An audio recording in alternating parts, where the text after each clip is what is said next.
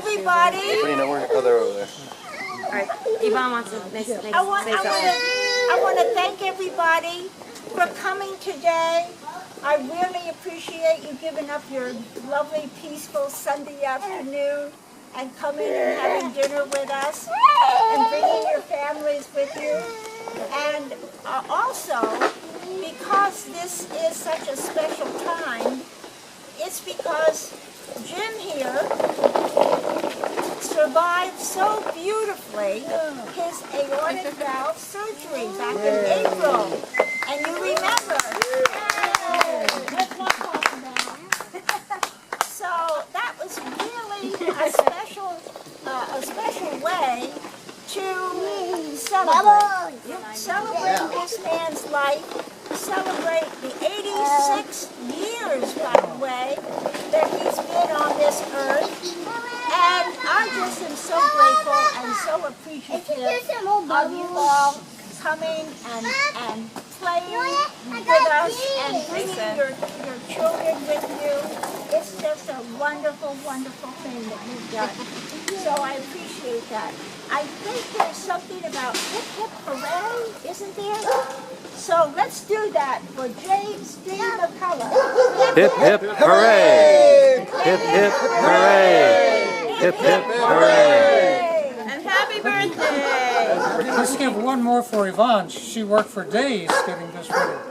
Hip hip hooray! Thank you all for coming. Look at Braden there. Did you want to make a little splash? Does anybody want to tell a funny story? Or mention something that may be special to both you and Jim here? Doesn't have to be a funny story. It can be any kind of a story. Or a kindness. Or an event, whatever you choose. I could think of a half a dozen, but I won't take up the time. I think it's time for dessert. I think it's time for dessert. So we'll light the candles, okay, and have ice cream and cake. I was going to say, Nolan is ready. You want to say something? I was going to say a long time ago when I went on a couple ski trips with Grandpa and Kent and you guys, and